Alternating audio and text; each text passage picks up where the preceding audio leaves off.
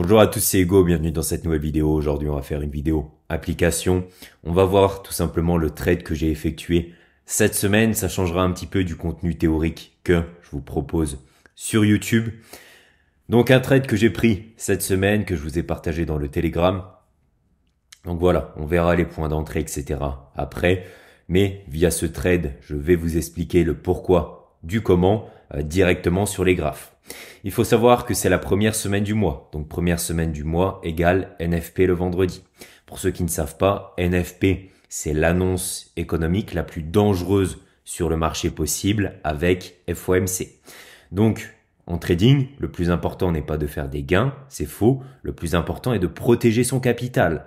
Donc dans ce type de semaine, on ne fait pas n'importe quoi. On ne trade pas tous les jours. On planifie sa semaine.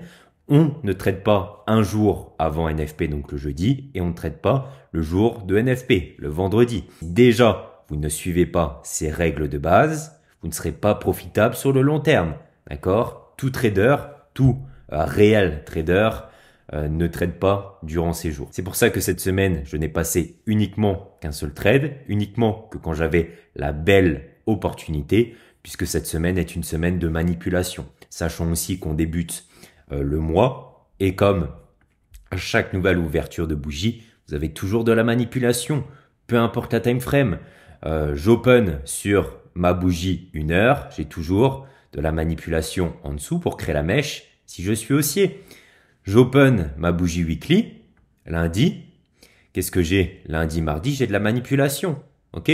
J'open ma bougie monthly, qu'est-ce que j'ai la première semaine? Manipulation, ok? Donc, faites attention. Le mieux, c'est toujours de laisser passer cette première semaine du mois assez dangereuse pour ensuite avoir de meilleures opportunités. Mais par contre, si vous avez un magnifique setup qui se présente cette semaine, en début de semaine NFP, vous pouvez bien sûr le prendre avec pourquoi pas un risque limité. Alors, comme d'habitude sur les parties applications que je vous ai proposées sur cette chaîne YouTube, qu'est-ce qu'il faut regarder en premier?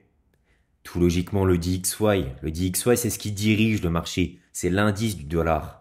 Si le DXY va à la hausse, euro, USD ira à la baisse. Si le DXY va à la hausse, USD JPY ira à la hausse. D'accord? C'est lui qui dirige. Donc toute votre analyse doit être faite sur le DXY. Donc je vous ai dit que j'ai pris le trade mardi. Je vous avais montré sur le Telegram ici qu'on avait du coup un bullish breaker, d'accord? Et à ce moment-là, je vous ai dit qu'on irait prendre cette buy side liquidity. Encore une fois, le marché vise toujours de la liquidité. Donc là, justement, lundi 1er avril, qu'est-ce que je vois? Je vois que la liquidité a été prise. Donc, vous savez que quand la liquidité est prise, il y a la smart money qui lâche ses ordres. Donc ici, on a des buy stop. Donc, des vendeurs qui ont leur stop loss derrière ou des acheteurs qui achètent à la cassure. Donc ici, il y a de la liquidité disponible. Qu'est-ce que va faire la smart money? Elle a acheté ici dans ce fair value gap. Ok? Ben, elle va tout simplement lâcher ses ordres ici derrière les plus hauts. Là où la liquidité est disponible. Donc une fois que la liquidité est prise, je sais derrière qu'il y a une forte chance que ça rejette. Qu'est-ce qui confirme actuellement sur le graphique que on risque d'aller à la baisse? Tout simplement ici, ce que nous indique cette bougie. Qu'est-ce qu'on fait là? On fait une clôture à l'intérieur. On ne fait pas un BOS là. Le corps ici ne clôture pas à l'extérieur. Il clôture à l'intérieur. Ce qui montre que justement, on est sur une vraie prise de liquidité et que le mouvement suivant peut être donc tout simplement un retour ici dans cette zone. Donc une bougie baissière, une journée baissière. Ok, j'ai ma prise de liquidité. Je sais tout simplement que la smart money lâche ses ordres derrière les grosses liquidités et je vois ici qu'on est sur une bougie de rejection. Bonne indication sur du daily pour qu'on parte à la baisse. On va ensuite descendre en time frame. Donc, je vais me mettre en UTC plus 1. Enfin, plus 2 du coup maintenant, vu qu'on a avancé, Paris, voilà. Donc là, on était lundi 23h, rien d'intéressant. On va se mettre donc le lendemain sur la session London. Je vais me mettre en 1 heure, parfait. Session London qui ouvre. Qu'est-ce qu'on a? On a ici déjà un gap à l'ouverture, d'accord? Donc un gap qui agit en tant que fair value gap, c'est pareil. Imbalance gap, fair value gap, ça sert en tant que support ou résistance institutionnelle. Donc qu'est-ce que je vois là sur ma session London? Donc ici qu'on reprend la liquidité, d'accord? Ici on avait pris la liquidité sur du daily, mais sur ma session London, je vois qu'on prend la liquidité sur la journée du lundi. Intéressant, d'accord? On reprend une buy side liquidity et on sait que London est une session de liquidity grab environment. Qu'est-ce que ça veut dire? Ça veut dire prise de liquidité pour lancer la journée. Qu'est-ce que ça veut dire encore une fois? Ça veut dire manipulation. La journée égale manipulation. Et qu'est-ce que ça veut dire encore une fois? Ça veut dire que London a une très forte probabilité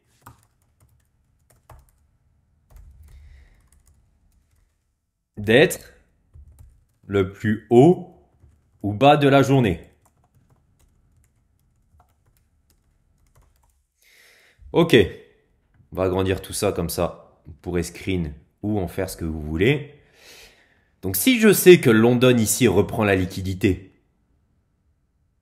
et qu'il a une chance d'être le plus haut ou le plus bas de la journée, qu'est-ce que je me dis? Je me dis possiblement qu'on peut être bearish sur cette journée. J'ai vu que via le daily, j'ai cette prévision bearish. Donc mon but, c'est que sur mes plus petites time frames, je sois aussi bearish. Comment ça s'appelle ce concept? Ça s'appelle le concept de time frame alignment.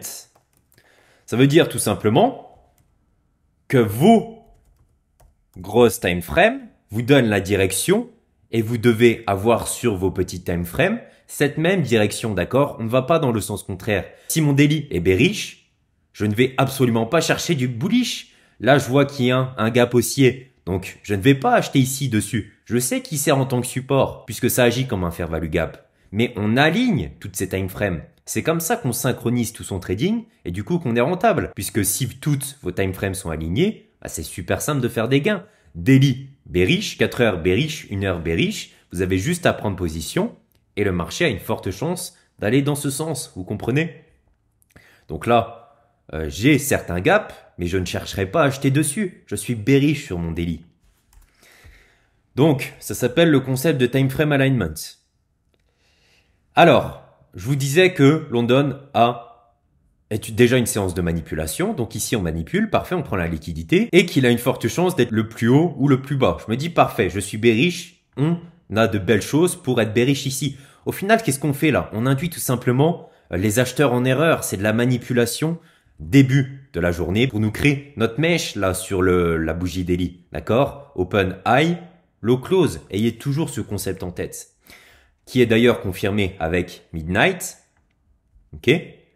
Puisque, qu'est-ce qu'on fait au-dessus de Midnight? On manipule. D'accord? L'algorithme se base sur Midnight.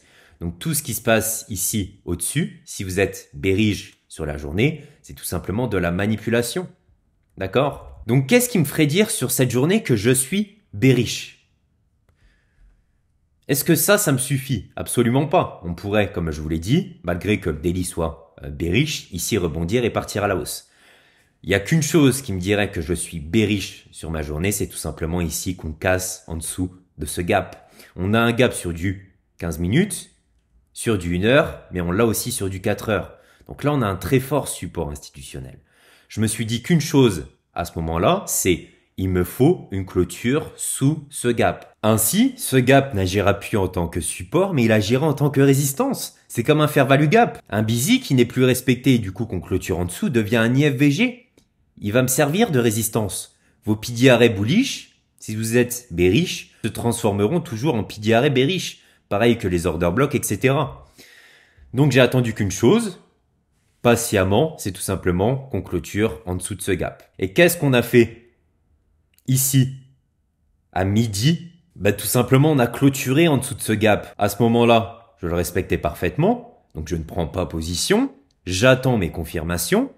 Par contre, ici, on voit très bien qu'on clôture en dessous. Donc à partir de ce moment-là, ici, j'ai une résistance institutionnelle. Et comment on le voit? Regardez la bougie suivante. Ici, on vient retaper pile les 50%, une zone très sensible des fair value gap, et on rejette. Donc à partir de ce moment-là, j'ai un sell obligatoire entre guillemets sur le DXY, et donc je vais chercher à acheter sur l'euro. Vous voyez, c'est tout simple. Qu'est-ce qu'on a fait? On a open, manipulation et on fait notre journée bearish. Et deuxième chose, mardi, et gardez-le en tête, a une très forte chance d'être le plus haut ou le plus bas de la semaine. Et donc ici, on a fait notre lundi, on fait notre mardi et là, je me dis, le reste de la semaine sera bearish. Ok? Ça, c'est des petites choses aussi à rajouter de votre côté. Donc, je vous mets les kill zones. Voilà, comme on voit, qu'est-ce que fait London? Ici, on a session asiatique. London, on prend les hauts et on part à la baisse. Je vais donc maintenant chercher mon setup bullish sur Euro-USD. On est lundi sur Euro-USD. Voici la bougie. Qu'est-ce que vous remarquez déjà? On peut remarquer par rapport au DXY, c'est qu'on ne prend pas la liquidité. D'accord? On ne prend pas cette sell-side liquidity. Donc là, on a une divergence avec le DXY qui nous indique tout simplement que l'euro est plus fort et donc que le buy sur l'euro est plus approprié. Il faut faire attention aussi aux divergences. Je vous ai sorti une vidéo à l'époque. Je vous en ferai peut-être une. Si vous souhaitez, dites-le moi dans les commentaires. Mais ça, c'est une excellente confluence. Mais je ne vais pas passer du temps aujourd'hui sur ce concept. Et qu'est-ce qu'on fait mardi? Exactement l'inverse que le DXY. Et encore une fois, on a d'excellentes confluences puisque ici, j'ai donc mon plus bas de lundi, donc mon previous day low, qui est une très forte liquidité. Le haut ou le plus bas du jour précédent sera toujours pris. Enfin, quasiment à 90% du temps. Je vois ici qu'on prend la liquidité et qu'on clôture à l'intérieur. Pareil que le DXY sur du daily, on clôture à l'intérieur. Donc là, c'est bien signe de prise de liquidité. On n'est pas sur un BOS avec une clôture en dessous. On a des risques que ça continue à la baisse. Première bonne indication. J'ai quoi aussi sur mon 1 heure? Exactement comme sur le DXY. London, Liquidity Grab Environment. On a quoi là? Session asiatique. London qui prend les bas de la session asiatique et qui lance la journée. D'accord? Ici, on fait de la manipulation sous la session asiatique et sous midnight. Ok? Sous midnight, c'est de la manipulation. Donc regardez ici. Manipulation sous midnight pour lancer la journée. C'est pareil, un concept à ajouter lors de vos analyses. Donc encore une fois, un setup très favorable à l'achat, mais je vous rappelle que j'attends une seule chose, c'est qu'on clôture en dessous du gap sur le DXY. Donc c'était à 13 heures. Je vais me mettre à 13 heures. Donc là, il était midi. Là, il est 13 heures. C'est parfait. Qu'est-ce qui m'indique que je suis bullish ici sur l'euro USD? Parce que des fois, malheureusement, il y aura des petites décorrélations entre le DXY et l'euro. Ça peut arriver, donc toujours quand même chercher des setups bullish à l'achat si on est bearish sur le DXY. Je ne prends pas non plus position à l'aveugle. Qu'est-ce qui m'indique clairement ici qu'on est bullish? Tout simplement, sur du 1 heure, j'ai quelque chose de super simple. On voit ici que j'ai un CB. Donc vous êtes d'accord qu'ici il est respecté, d'accord? Si on reclôture en dessous, c'est qu'il est respecté. Et ici, tant qu'on le respecte, on est bearish. Par contre, je vois ici qu'on clôture au-dessus. Donc là, il n'agit plus en tant que résistance institutionnelle, mais il agit en tant que support institutionnel. C'est un inverted fair value gap. Donc à partir de ce moment-là, je sais qu'on est bullish sur ma journée. Sur mon 1 heure, j'ai mon pilier arrêt. Je peux zoomer sur les time frames pour voir si j'ai autre chose. Et qu'est-ce que j'ai ici qui m'indique, pareil, la même chose qu'on repart sur un élan bullish? J'ai tout simplement l'apparition de fair value gap haussier, d'accord? Ici, j'ai un busy qui est parfaitement respecté et je vois qu'on, tout simplement, continue cette hausse, qu'on break ici au-dessus de cette liquidité. Et comme vous voyez, c'est pas une prise de liquidité là. On ne fait pas une mèche de rejection au-dessus pour partir à la baisse. On est vraiment sur des BOS, on clôture avec le corps. Donc pour moi, c'est certain. Ici, on aligne toutes les confluences pour partir à la hausse. Et pareil que sur le DXY, je vais pas y passer 20 ans. Mardi a une très forte chance d'être le plus bas de la semaine. Donc je vois mal le marché venir ici pour repartir ici. Tout ça, c'est des petites confluences à rajouter dans votre trading. Donc moi, je vois ça. Qu'est-ce que je fais? Tout simplement, je vais prendre position.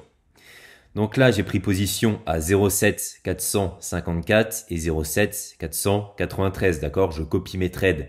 Je vous ai donné l'astuce dans le Telegram via la solution Trader Connex. Vous pourrez aller voir sur mon Telegram. Donc 454, 493. Ici, on a la même chose. Alors, 454.